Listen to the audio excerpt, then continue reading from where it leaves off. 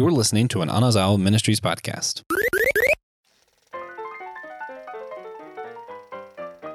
Welcome back to the SG Drive-In. Today we're going to be talking about Indiana Jones, The Last Crusade. Welcome back, everybody. I'm one of your hosts for today's episode, the Polish Dragon, Brandon Knight. I am joined here today by Joe. What's up, Joe? How you doing today? A lot better now. Ridiculous. Good, man. I am excited to break down another one of these summer blockbusters. You know, I have a pitch for you.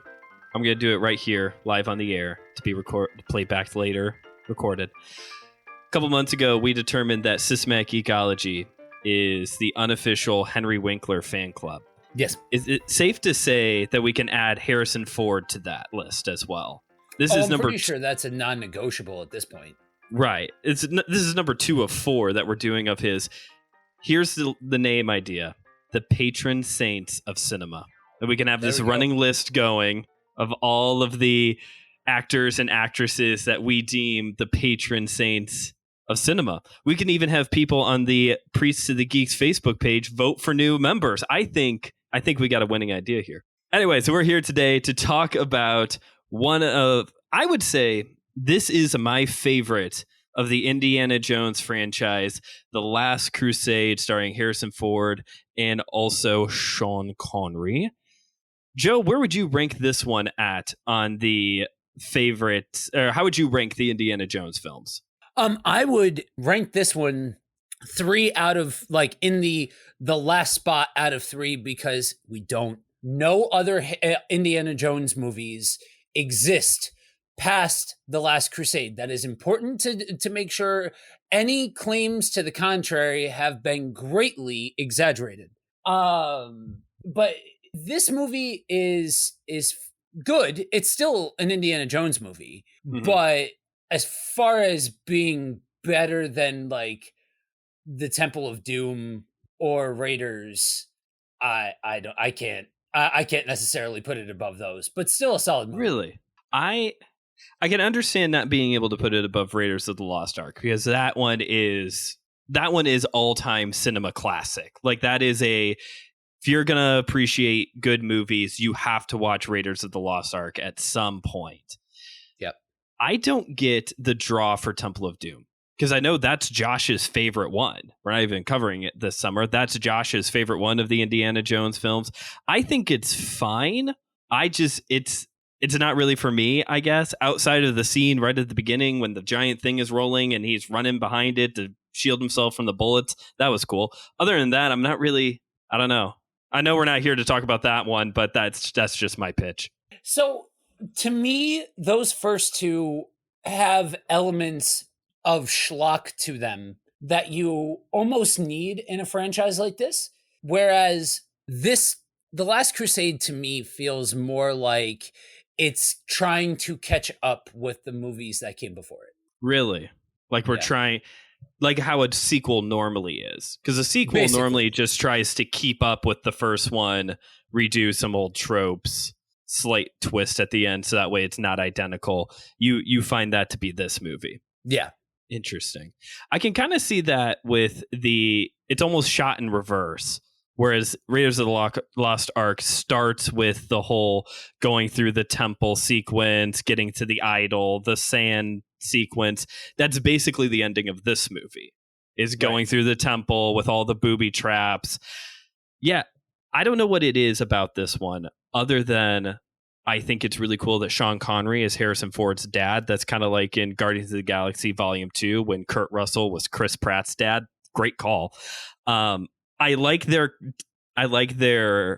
chemistry. I think they have great chemistry together, especially the scene where they're in the room tied up in the chairs and the room catches on fire and they're trying to get each other's attention, and Indiana Jones turns one way and he says dad, and Sean Connery goes the other way and says what, and then they switch sides and they do that 3 or 4 times until Sean Connery's like, what is it? Yeah, this to me it's a lot of fun. It's just the other ones did it first and better. Okay. Well, that's all we have time for today, kids. You heard it here first. The Last Crusade. The others did it better. I think it's interesting. I don't know if they did this on purpose or not. We're going to live in a fantasy universe where there is 4 movies. I do think it's interesting how in the first and third films, he's looking for Christian artifacts. And then in the second and elusive fourth film, he's going after just artifacts in general. I don't know if that was done on purpose or not, because you have the Ark of the Covenant in the first one, the Holy Grail in the third one. You have those stones in Temple of Doom. I don't know if those are based on anything historical or not. And then you have the crystal skulls in the quote unquote fourth installment that I do know those are like real things.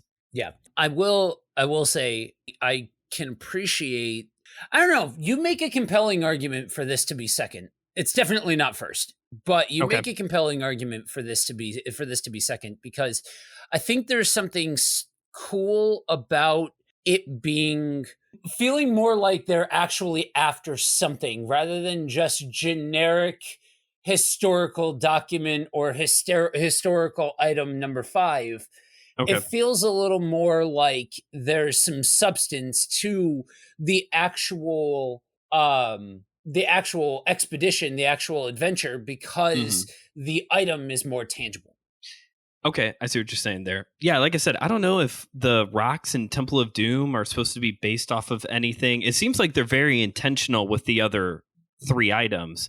And I don't know yet if they've even announced what's supposed to be in the 5th installment next summer. I did find out Antonio Banderas is supposed to be in the movie, though. That's a good addition. Again, any rumors outside of there being 3 Indiana Jones movies have been greatly exaggerated.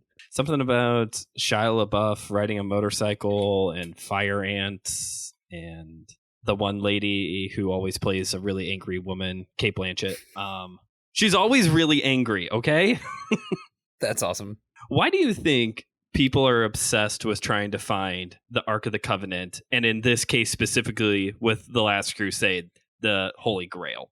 I think a big part of it has to do with the mystery of it. You know, nobody has seen this thing. Nobody has been able to know what it actually looks like, you know, plus or minus. I mean, like, sure, there are some depictions and different things, and obviously we have the biblical account of what the Ark looks like. Sure, but it's the mystery of that, and B, it was a different culture.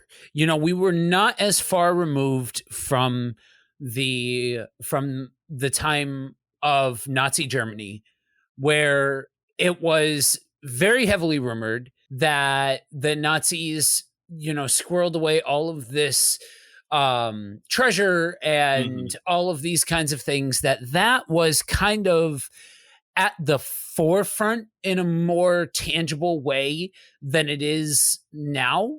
And I think when you have those two things together and in an environment that was more welcoming to this whole idea of trying to find a Christian artifact without just, I'm trying to find a Christian artifact so that way I can, you know, disprove Christianity, that it just kind of lends itself to these types of movies being created. Yeah, you're right. We have the description in the Torah of what the Ark of the Covenant is supposed to, or at least God gives like directions of what this box is supposed to look like. The Holy Grail is a mystery as to what exactly that is even supposed to be. I do think they make the right call, though, when it comes to the scene where they're in the room with the ancient knight that looks like he should be in Monty Python Quest for the Holy Grail, ironically.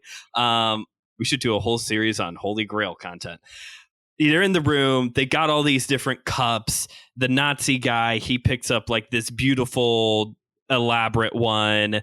And you get the famous line, "You have chosen poorly." And then he like evaporates, because they love evaporating people in this series. Yep. And then Indiana Jones goes to pick his cup, and he finds the dankiest, dirtiest, most normal looking cup to drink from. And he chose wisely. And I think that shows a level of understanding on the people who did the design work, who did the writing of that may be actually fairly historically accurate. I don't know what cups look like in Jesus's day, but since he's a poor traveling rabbi and they borrowed somebody's house for the Last Supper, it makes sense that the cup wouldn't be this extravagant, royalty looking glass. Yeah, that goes into the whole issue of medieval style renderings of Jesus in the Last Supper and all of those kinds of things. But the reality is that if you're looking at, like you said, time and context and all of those kinds of things, and you're trying to be accurate, then yeah, it's not going to look like he's in some royal palace. Sure. The Grail is not going to look like it's some magnificent chalice and all of these kinds of things. Even to, you go to something like a Catholic Mass and everybody kind of takes the sip out of the one communal cup. Mm-hmm. It tends to be a cup that is more pristine or more adorned or something along those lines. And I understand what the most well-intentioned side of we are using our best for Jesus is trying to get at. Okay. But there's something lost when you go too heavily in that direction. Sure. And I think that's very firmly where we see a lot of depictions land. And so I would be inclined to agree that that's the direction that they decided to go in for this. Yes. Yeah. The whole conversation of bringing your best to Jesus can very quickly turn into a slippery slope of legalism and the fancy suits with the hats and the nice dresses and the excellence in ministry over grace and all these different types of things. All of that to say, yeah, I think they did a good job with the design of this, of just a normal looking glass. And for those of you who haven't seen the movie, first off, shame on you. Second, the Nazi drinks out of his, kills him. The implication is that drinking from the Holy Grail brings you life. Indiana Jones now apparently has eternal life. I guess we can assume that. And previous to him going to get the Holy Grail, his dad, Henry Jones Sr., played by Sean Connery, gets shot and is dying. And this was an interesting call. I didn't think this would work. He pours the rest of the liquid content of the glass onto the bullet wound, and the bullet disappears and it closes up. That's miracle stuff there for you, because I don't think this is the only time this has happened. Why do you think people assume the Holy Grail brings you eternal life? This is like turns into some type of like fountain of youth type of conversation, because when you're taking, it's the same idea as to why when they opened the Ark of the Covenant, out came, I don't know, Pazuzu. Like 3 people got that joke. It's this kind of almost blind depiction of it's powerful. Okay.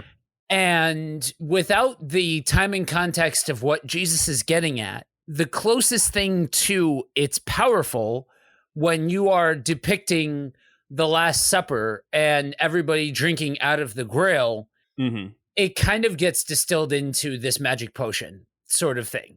Okay. When you consider the supernatural side of drink this for it's my blood, that has to be flashier than what it is, what the Bible is getting at. Sure. And the easiest way to do that with some kind of liquid and like that sort of depiction of drinking something and something like that is like a fountain of youth type of thing. We're taking a little bit more of like a spiritual biblical principle, and we have to manifest it in a very physical way in order for it to connect with a secular mainstream audience. The majority of people watching Indiana Jones aren't necessarily Christians, and just because they're going after Christian artifacts does not mean that this is some type of Christian film, although VeggieTales did do a pretty good knockoff Minnesota Cuke. That was a good series. He looks for Noah's Ark and then Samson's hairbrush. There you go. There you go. Yeah, it's the same. It's the same exact reason why, like I said, when they opened up the Ark and looking like a creature straight out of Ghostbusters Yeah. came out of there, and again basically melted a Nazi. And I'm pretty sure it happened in the second one too. At some point, a Nazi gets melted, which I mean, some people would cheer at, but it's kind of a trope at this point. And it's that same idea that within the Ark of the Covenant is the presence of the Lord, and we Mhm. need to manifest that for a secular audience that doesn't care about. We're not. The intention here is not to convey biblical truth; it's to create a movie. And so we need to showcase that in some way, shape, or form. And that's kind of how we do it. The crystal skull also melts a Nazi skull. So this is a trope in Indiana Jones. Yeah. No, Does sometimes it happen in the television show, Young Indiana Jones? I barely sure. remember that thing. I barely remember that one. Yeah, I've never I haven't seen it in quite a long time, if I have seen it. There's a whole flock of those live action 90s shows that I've wanted to go back and watch because I have vague glimpses of Kevin Sorbo as Hercules and Xena the Warrior Princess. That's another one, is the Young Indiana Jones Adventures. If they were to make a fifth installment and following this logic of we always do a Christian artifact on the odd number films, is there anything else to go after? Is there any other elusive thing? I can think of one. I want to see if you can think of that one too. I can think of two, but the first one that popped into my head is the spear that pierced Jesus's side. I could absolutely see that becoming a thing. And the other one is some form of the wood of the cross, like the actual cross that Jesus was hung on. Yeah, the one that came to mind for me is the spear that pierced Jesus' side, because the librarian already did that one, the Spear of Destiny. Did you ever watch those movies with what's that guy's name? Noah Wiley? Is that his name? I've heard of them. I've never watched them. They were TV movies made by TNT back in the early 2000s. Same general principle of a guy going after rare artifacts. But the gimmick behind this one is that he's just a bookworm. He's nowhere near the physical capabilities of Indiana Jones or anybody else, but he's brilliant. So he can figure out all these puzzles and whatnot. So yeah, that's what I thought of too, is some type of Spear of Destiny, and we can melt a Nazi by jabbing it into that Nazi's chest, and it just doesn't stab him and penetrate him, but just like the Nazi melts around the Spear of Destiny. That's how that's going to go down. Yep. So any other thoughts on this movie? Getting back to the actual Last Crusade. So third, maybe second, depending on your day, how your day is going.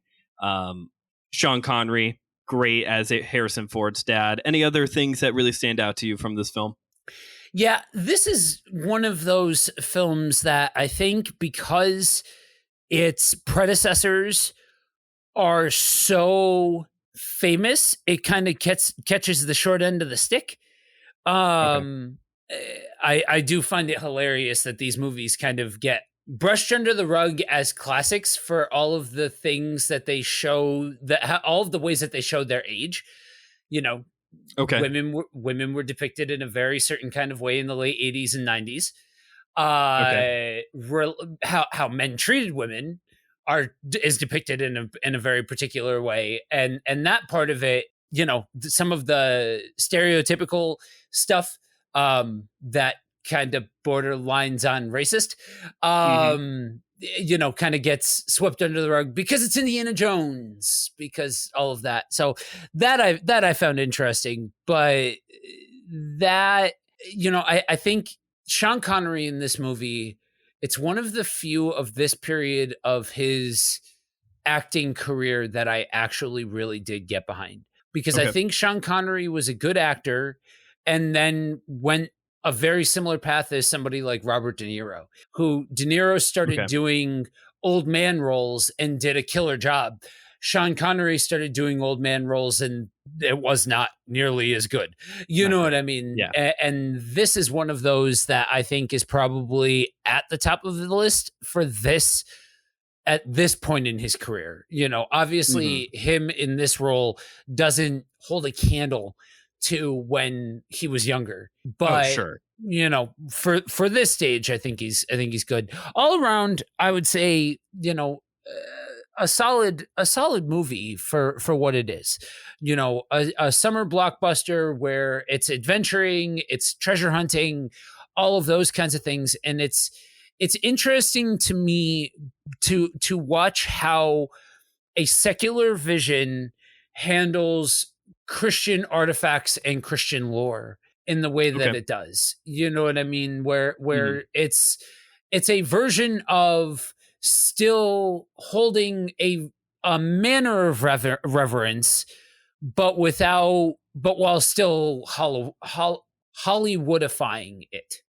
Yes, I would say overall they do in this part, because you're right. There are certain elements of these films that definitely get swept under the rug in the name of it's Indiana Jones.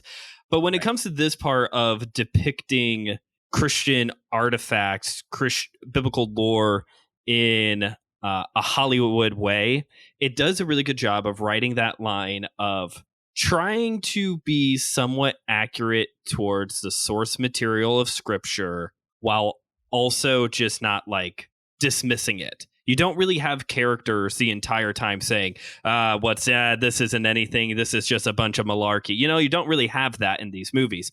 For the most part, people are taking it seriously.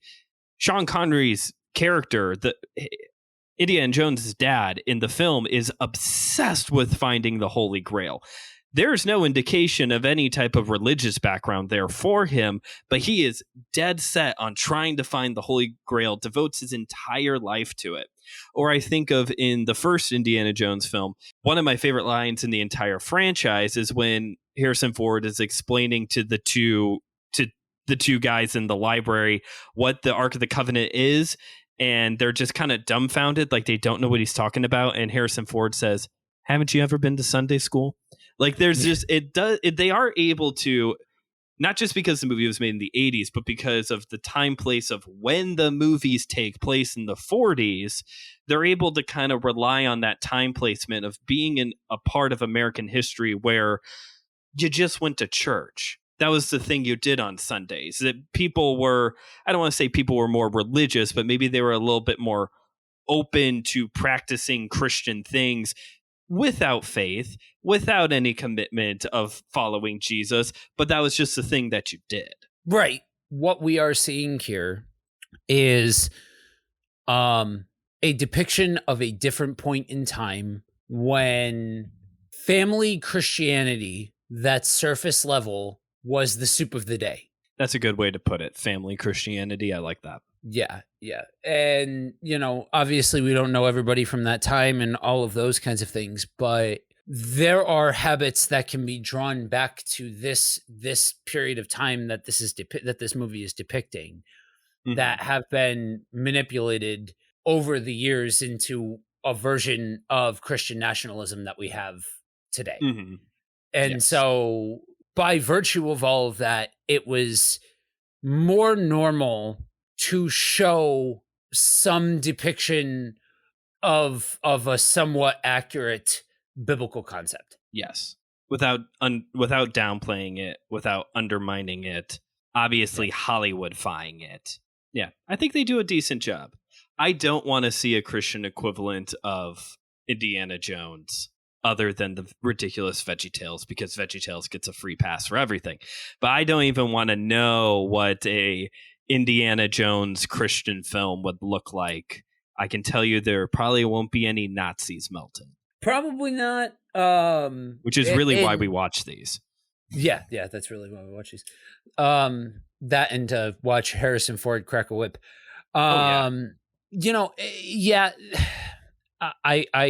It's one of those things that I think you take the somewhat win of a movie, of a mainstream movie, taking this seriously, at least to some degree, and you move on. You know, you don't. This does not work because if you try to meld anything Christian with it, you're either going to get pointless. You're either going to get to it being a Christian movie as pointless, or it being a Christian movie as we've found some ridiculous artifact, whatever. And like you look at the cheesiness of this movie, and it's absolutely there. It's not like they used to make these types of movies and they weren't cheesy, and then something like National Treasure comes along and it's suddenly cheesy. It's no, this kind of thing is always cheesy. And if you have a low budget Christian movie house trying to do this, it's only going to get worse because nobody cares. Like, honestly, unless like Ark of the Covenant, most people who have at least been to Sunday school know what that is. Holy Grail, most people that have been to Sunday school know what that is. Nowadays, you're not going to have that same thing. And at worst, you're going to have a company that's going to go off in some weird direction to some minute thing that has never been heard of outside of, Bible nerds, and nobody's going to care. The sword that Ehud used to slay Elgon. We're going to go find it. We're going to go find a piece of the doorway that Samson picked up and crushed the Philistines with, guys. That's what we're going to find. That's what we're going to go find. David's bedchamber. Anyway, last call before we wrap this up. Overall, this is truly a drive-in classic. The Indiana Jones movies are, in my opinion, the peak of the popcorn films. This is get some popcorn, get a giant soda. Let's just enjoy a movie marathon. Yeah. So fun facts. I actually, the first depiction that I ever saw of the sand scene from the beginning of the first Indiana Jones movie, where, in the whole temple scene, was in Weird Al's UHF. Dude, I want to talk about that movie when the Weird Al film comes out later this year. Yeah. And so Indiana Jones was a series that I kind of came into a little bit later. Okay. Other fandoms were way more prevalent for me at a younger age. So I don't know if it's because of that I'm not... I enjoy Indiana Jones. I certainly don't think of Indiana Jones and the Last Crusade when I think of so this is my birth year. That this is the way, we talked about that we're doing each one of these are from the years that a host was born, and right. This is one of mine. And so I don't necessarily think of this when you think of 89, when you think of some of the ridiculous movies that came out in 1989. With the focus being squarely on the main one, but we'll get there.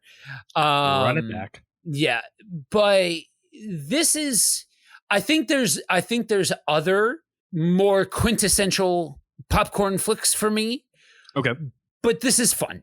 I know it's weird to be talking about these things and being like almost kind of on the fence about the quality of the movie, but I would say all in all, do yourself the favor, watch it, because at the end of the day, it is a fun movie that doesn't try to punch up much past what it actually is.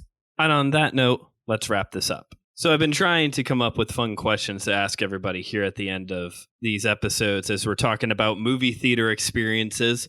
Joe, was there ever a time where you walked out of a movie at the theaters, and what was the circumstances there? So my wife and I still joke about the time that we walked out of You Don't Mess with the Zohan when we were younger.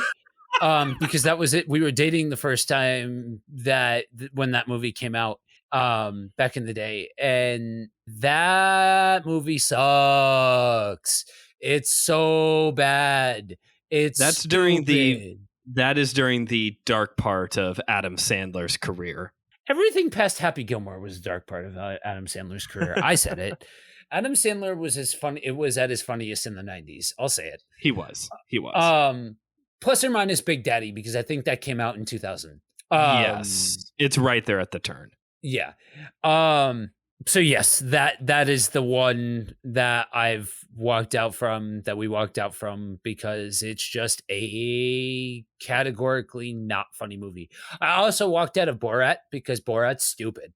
I lost brain cells watching Borat. That movie is not funny for all of the same reasons why Napoleon Dynamite isn't funny. There we go. I said it. I'm just making everybody angry. Oh, now you hit me. Not with Borat. Borat doesn't look interesting to me. There are certain comedy films that just don't look interesting to me. The Hangover franchise, I don't get it.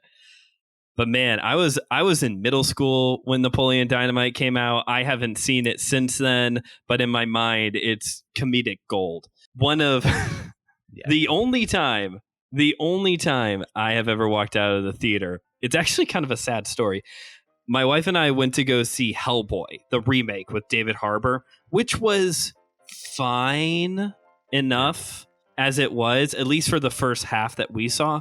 My wife, however, had a really bad day. We went to the movies. She's perfect. She loves superhero movies. She's very geeky. It's not like I made her go to something she didn't want to see. But I guess she didn't realize exactly what she was getting herself into and had an anxiety attack during the middle of the movie. So we had to bail. But it was the Thursday opening night, and it was us and one other person in that theater. Wow. So, yeah. Well, everybody, thanks for listening to today's episode. Make sure you head on over to systematicecology.org, where you can find links to all of the hosts, all of the episodes, all the other projects that we are all a part of, merch, Patreon. When you come across this episode on social media, comment and let us know, what movie did you walk out of? And remember, we are all a chosen people, a geekdom of priests. This was an Anazao Ministries podcast. If you enjoyed this show and would like to learn more about our network, be sure to check out the Anazao Ministries Podcast Network.